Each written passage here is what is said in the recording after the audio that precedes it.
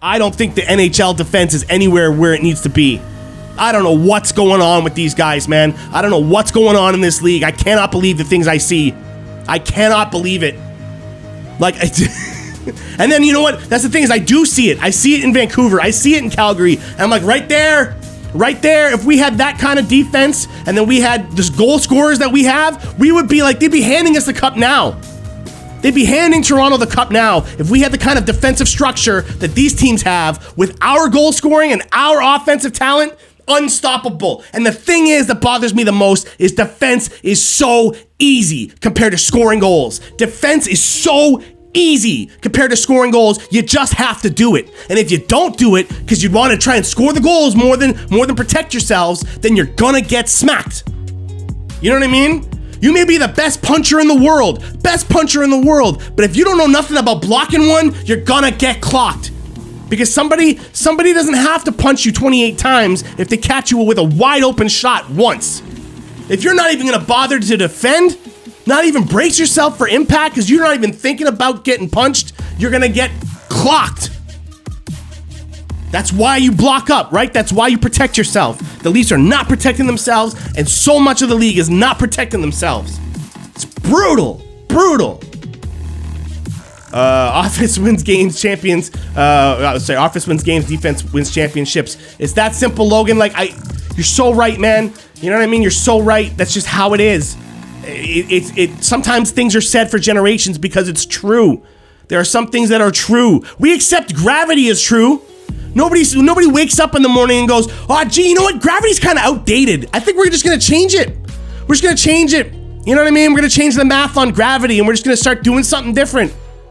Like, you don't do that. Why? Because gravity is true. Defense is true. Defense is true, man. You can't ignore it and expect to have success. It's not going to happen.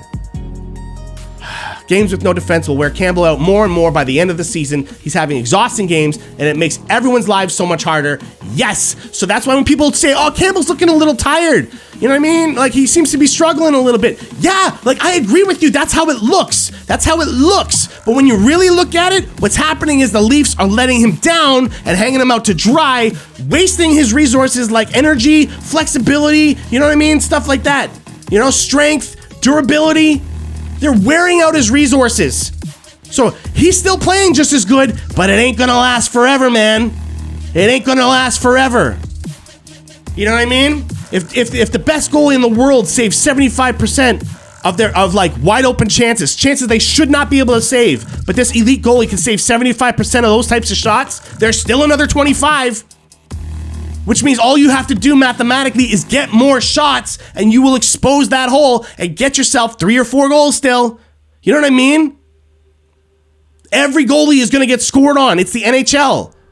It's really hard to make saves. So stop making them work so hard. The problem with the NHL today and hockey in general, they put way too much pressure on goaltenders and they put way too much pressure on starting line forwards. That's why you're getting 12 million up here and you're getting maybe like another like 6 or 7 million down here for the elites there, and everybody else in there gets peanuts. Well, you know what? The teams that have really good players here win.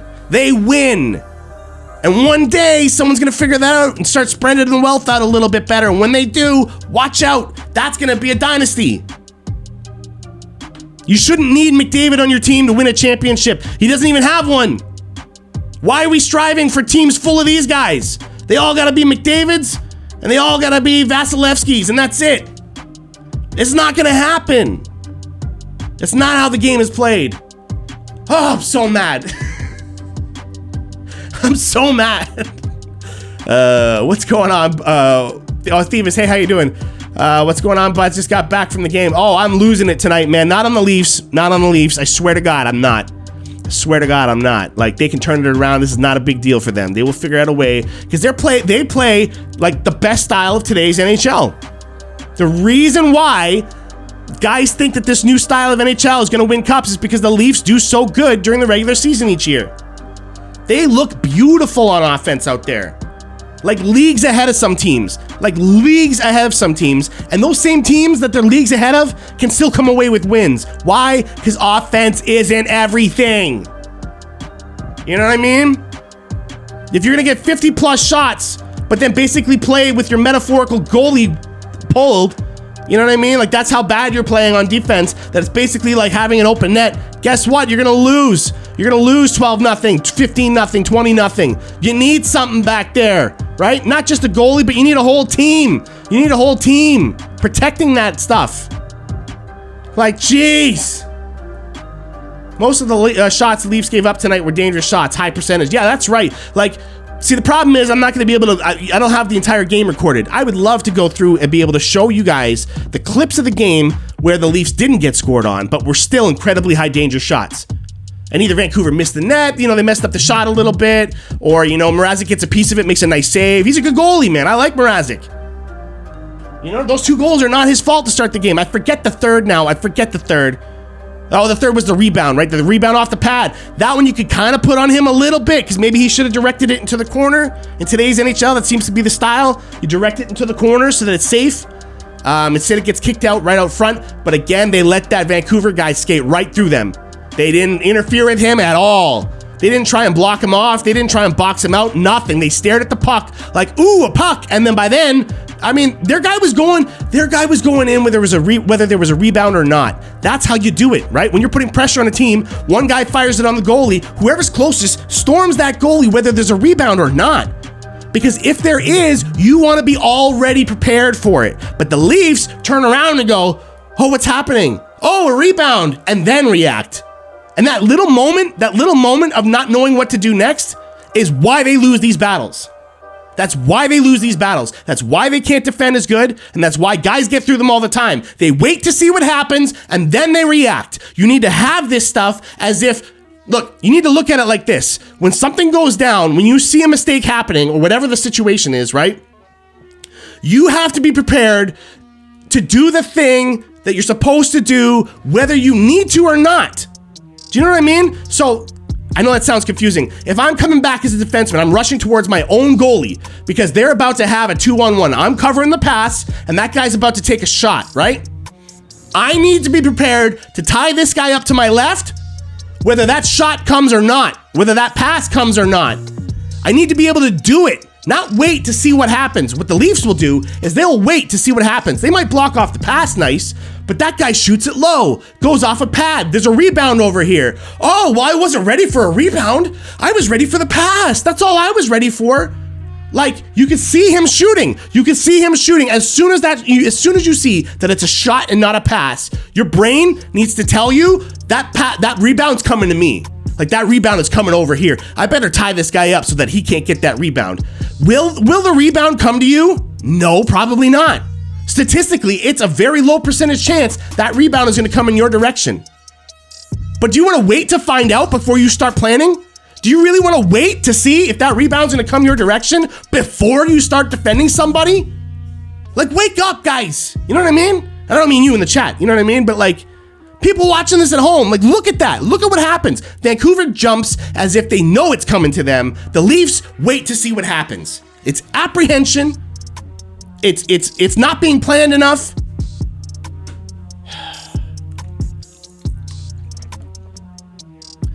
Should be a Leaf. Should be there a Leaf there to clear it out. Should be a Leaf there to at least clear it out. Guys, we teach kids this stuff. Do you understand? 8-year-olds right now are being taught. The goalie makes the first save. The first save. Anything else that happens after that is your fault as defenders. We teach the kids this. So why is it that when they get to the NHL level, all of a sudden they're just forgiven? They're just forgiven. They're just forgiven for not tying a guy up, for not being the first to the puck, for not even trying. Guys, we got lucky. Okay? Marner went, you know what I mean? The little offside thing. Marner puts his hand up, right? Because he thinks it's offside. Now, he was right. It was offside. Right? And we got saved from that. There was still a chance we could have tied it up because of that offside call, which was, by the way, is so close. I mean, if they called it a goal, I wouldn't even be upset. That was so close. Even with the camera equipment, I don't know how they called that, but we got lucky there. But you know what would have been better than luck? Marner not going like this, but instead sprawling to try and poke that puck away. He might not have got it, but he definitely had time to try. As soon as that guy accepted the pass, Marner was already going like this. How, dude? And I love Marner. He's one of the most awesome defensive forwards you're going to find in the game. So I'm not picking on Marner here. I love this guy. He's the future of this team for sure. And most of the time, he's awesome defensively. But you can't do that stuff, man. You can't do that stuff. You didn't hear a whistle. That's not your call to make. Put your hand on your stick and go after that puck. And if you don't, you're not winning a cup. You're not winning a cup with that kind of stuff.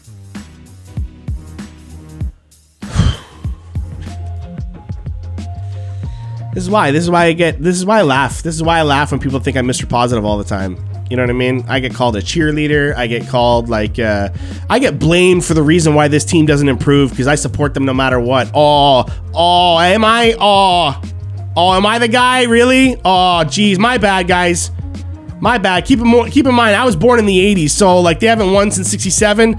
Am I really to blame for this entire drought? Really? Come on. And I didn't start doing this stuff till I was a couple years ago. So,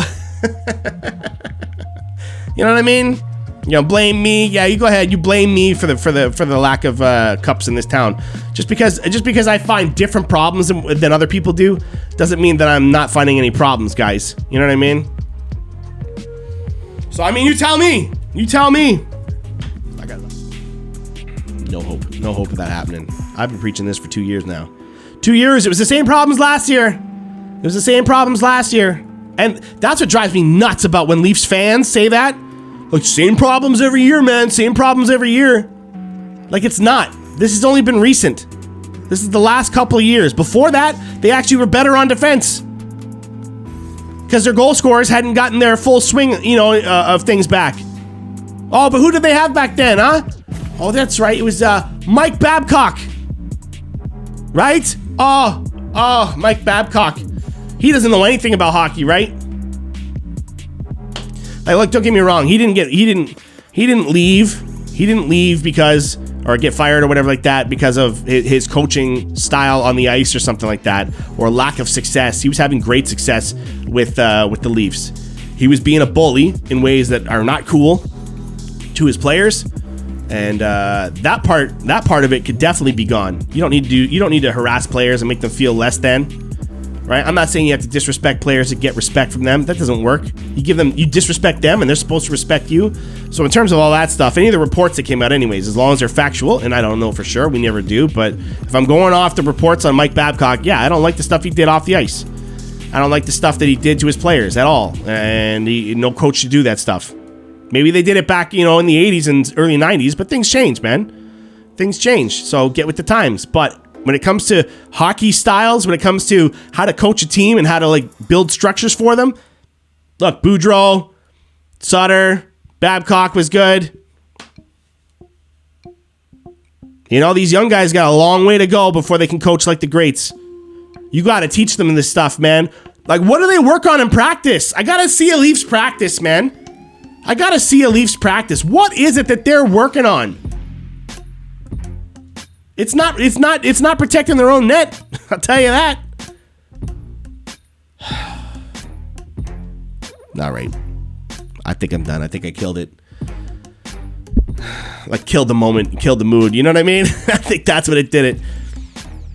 All right, guys. Well, see you after the next game. I don't know when it is. What is it? Monday? Something like that. Who are we up against? I don't even know. Well, it doesn't matter. It doesn't matter, honestly. If they're not going to fix these defensive issues, you can expect a lot of bad things to come in the next little bit. But I really think they will bounce back, and at least what they'll do is they'll get good enough that it's not such a huge problem, and then their offense will kick in because they'll feel more emotionally confident, and they'll be winning games 7-2 again. But the two that they give up are going to be horrible too. So learn defense, guys. All right, even as fans, just learn it. Just learn it. All right. See you guys. Thanks for coming out.